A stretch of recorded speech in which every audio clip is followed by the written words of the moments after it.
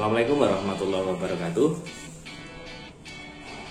Gimana kabarnya hari ini? Semoga semuanya baik-baik saja.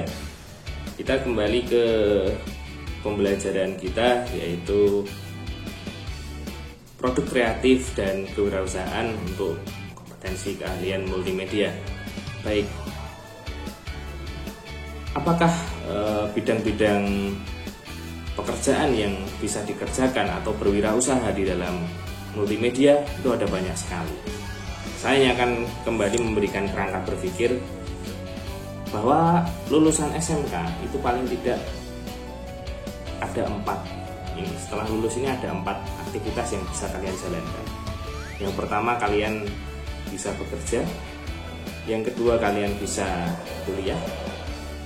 Yang ketiga, kalian bisa bekerja dan sambil berwirausaha.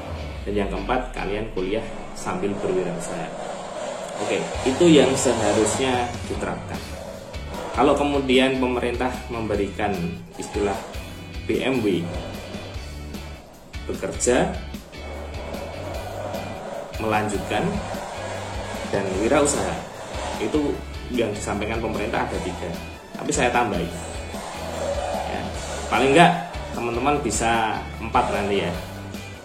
Tadi yang pertama adalah bekerja, yang kedua adalah melanjutkan, yang ketiga adalah bekerja sambil berwirausaha, yang keempat melanjutkan kuliah sambil berwirausaha. Oke, itu yang harus menjadi frame berpikir teman-teman, supaya nanti setelah lulus dari SMK tidak bingung bagaimana melanjutkan kegiatannya.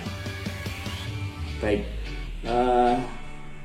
pada video kali ini akan saya batasi tentang wirausaha, bidang usaha apa saja yang bisa dikerjakan oleh teman-teman setelah lulus dari multimedia. Yang pertama, teman-teman tentu tidak asing dengan dunia desain grafis. Yang pertama, desain grafis. Apa saja pekerjaan yang bisa dikerjakan di dunia desain grafis? Yang pertama, teman-teman semua bisa menjadi orang-orang yang bikin project open commission. Open commission itu apa sih? Ya, open commission itu kita membuka jasa desain, kemudian orang membayar terhadap desain yang kita kerjakan. Itu adalah open commission. Kemudian contohnya adalah desain logo, kemudian creative branding. Creative branding ini banyak dan luas. Contohnya membuat desain stiker mobil yang nanti akan dikerjakan oleh orang yang bisa memproduksi. Teman-teman hanya desainin aja. Kemudian desain kaos dan lain sebagainya. Itu adalah produk desain berupa open commission. Kemudian yang kedua, teman-teman bisa di pasar kreatif atau di Microstock bikin desain, kemudian di-upload di sana. Siapa tahu nanti ada orang yang mau beli gitu. Nah, itu pakai Microstock ya. Banyak Microstock yang ada dan menerima desain-desain, entah itu berupa raster ataupun vektor. Baik, kemudian teman-teman bisa menjadi sosial media content creator, bikin open commission juga, misalkan jasa pembuatan konten yang bagus untuk Instagram dengan desain grafis tentunya yang menarik begitu, kemudian ditawarkan ke perusahaan atau orang yang membutuhkan jasa tersebut. Atau mungkin produk-produk desain yang lain ya, bisa jadi tadi masuk ke creative branding ya, bikin stiker, bikin pin, bikin segala macam, banyak. Dan ini bisa khusus, misalkan teman-teman punya komunitas, ya sudah bikin produk kreatif dari dasar dengan dasar project desainnya, kemudian ditawarkan komunitas. Misalkan kalau sekarang ini ada alumni kita yang bikin open order stiker custom itu yang nanti ditempel di sepeda. Ini menarik, bisa jadi orang-orang yang awam, banyak orang awam yang nggak bisa bikin stiker seperti itu, tapi bagi kita orang multimedia, insya Allah kita akan tahu. Baik, itu satu, desain grafis. Yang kedua, fotografi. Kalau fotografi mungkin cenderung dengan peralatan yang mahal-mahal, ini sebenarnya enggak sih. Kita juga bisa berkarya menggunakan alat yang kita miliki, misalkan smartphone. Tapi ya smartphone-nya ya paling enggak yang agak bagus dikit lah. Atau mungkin bisa kerjasama dengan teman yang memiliki kamera. Nah, fotografi bisnisnya apa saja? Yang paling mudah adalah pertama di kreatif market atau pasar kreatif, atau di microstock. Microstock ya contohnya Shutterstock, Adobe Stock, iStock Foto, banyak sekali. Teman-teman bisa di sana bikin akun, menjadi seorang kontributor, kemudian mengupload karyanya dan menunggu orang untuk membelinya. Ini untuk di pasar kreatif atau microstock. Yang kedua, teman-teman bisa melakukan fotografi produk. Saya seringkali membuat fotografi produk gitu. Misalkan istri saya bikin kue apa begitu, saya foto kemudian saya upload ke microstock. Ini fotografi produk tidak hanya ke microstock ya, tetapi bila teman-teman di sekitar ada usaha masyarakat, pemberdayaan masyarakat, misalkan di tempat saya itu sebelah kampung ada buat apa namanya emping melinju begitu. Nah, ini sangat terkenal kalau di Bantul, di tempat saya itu, dekat saya itu ada produksi emping melinju. Nah, di sana teman-teman bisa secara kreatif kemudian membuat fotografi produk sekaligus bisa memasarkannya. Kemudian selain fotografi produk, teman-teman bisa fotografi dengan tema-tema khusus. Misalkan baby fotografi, tapi memang membutuhkan studio ya, dan juga banyak peralatan atau mungkin banyak pernak-pernik yang dibutuhkan. Fotografi, baby fotografi ya. Kemudian selain itu ada juga contohnya year fotografi atau fotografi untuk produk sebuah buku tahunan. Nah, ini saya pernah menghitung itu lumayan besar keuntungannya. Coba bayangkan, misalkan teman-teman bikin satu buku tahunan begitu ya. Satu anak harus beli dengan harga 150.000. Kalau 150.000 itu dikalikan dengan jumlah siswa satu kelas, hanya satu kelas saja, coba dihitung berapa. Sudah banyak sekali. Dan itu untuk membuat sebuah produk fotografi sampai dengan dicetak, marginnya masih cukup lebar, masih cukup menguntungkan. Baik.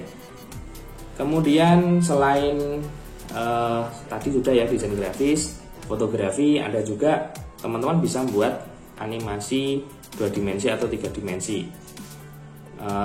Ini juga bisa produk animasi 2 dimensi dan 3 dimensi ini dipasarkan di pasar kreatif atau di microstock. Ini bisa, atau open commission, atau kemudian bekerja sama dengan konten kreator. Kita buat animasinya, mereka beli produk animasi kita. Beberapa alumni kita ada yang kemudian memiliki usaha seperti itu. Mereka bertiga begitu, kemudian dimintai tolong sama perusahaan yang dia punya channel YouTube, dan mereka diminta untuk membuat konten videonya berupa animasi 2 dimensi dan 3 dimensi. Nah, ini menarik untuk animasi 2 dimensi dan 3 dimensi ini, peluangnya juga masih sangat lebar. Atau mungkin bekerja sama dengan studio. Di studio kan banyak, ada studio animasi di Indonesia sudah lumayan banyak walaupun kecil-kecil ya. Sayangnya ya kita ini kan jiwa bekerja samanya itu sebenarnya masih kurang. Bisa jadi mereka membutuhkan orang, tetapi kemudian kita tidak mau menjadi pegawainya. Kita mau mendirikan perusahaan sendiri, studio sendiri. Mereka kalau mau order dengan kita, ya perusahaan ke perusahaan. Biasanya begitu. Nah, oleh karena itu ini juga masih terbuka bagi yang bisa menganimasikan. Kemudian yang keempat, tadi sudah fotografi, desain grafis, fotografi, animasi 2D dan 3D. Kemudian yang keempat adalah videografi. Nah, videografi ini cenderung mirip dengan fotografi ya. Fotografi peralatannya juga hampir sama dengan videografi. Nah, videografi ini teman-teman bisa menjual produk-produk video, bikin footage gitu. Microstock juga bisa. Karya teman-teman yang dibuat kemudian dimasukkan ke Microstock, dijual. Siapa tahu ada yang mendownload kemudian membelinya, atau mungkin membeli dengan lisensi yang kemungkinan harganya juga mahal. Baik, yang kedua adalah fotografi event. Misalkan teman-teman punya peralatan atau punya studio begitu, atau mungkin punya peralatan yang komplit, itu bisa kemudian fotografi event. Tapi kalau modalnya terlalu banyak, teman-teman bisa berkolaborasi dengan teman-teman yang lain yang memiliki peralatan fotografi. Baik, yang ketiga adalah konten kreator, bikin video untuk YouTube, atau mungkin untuk sosial media yang lain. Nah, ini anak kecil aja sekarang cita-citanya jadi apa? Jadi YouTuber. Nah, teman-teman yang berada di dunia multimedia, masa nggak bisa mengolah video menjadi sebuah konten? Ya, insya Allah bisa ya. Tapi masalahnya adalah biasanya kita kekurangan ide. Eksekusinya bisa, tapi idenya kita mau bikin konten apa sih? Nah, ini yang penting. Teman-teman harus banyak belajar bagaimana membuat konten yang baik. Banyak tips dan triknya. Saya pernah bereksperimen dan ada di channel saya ini. Ketika kita mengikuti tren, itu insya Allah apa yang kita bikin itu juga akan naik ratingnya kalau kita mengikuti tren. Contohnya video saya yang Didi Kempot itu sudah 2000-an view, sedangkan video yang lain masih sedikit viewnya. Mengapa? Karena saya mencoba bikin sebuah konten video yang mengikuti tren saat itu, tren saat Didi Kempot meninggal dunia. Ya, ini bukan saya kok kemudian mengambil kesempatan untuk dapat view yang banyak, enggak. Tapi hanya test case saja. Kemudian ya memang waktu itu isinya kontennya kan doa, semoga menjadi amal jariah untuk almarhum Didi Kempot, kan begitu. Oke, paling tidak ada 4 bidang itu yang teman-teman bisa kembangkan secara mandiri. Desain grafis, fotografi, animasi 2D 3D, kemudian videografi. Silahkan teman-teman mengembangkan sendiri kira-kira apa yang teman-teman bisa lakukan. Itu saja untuk video saya kali ini. Assalamualaikum warahmatullahi wabarakatuh.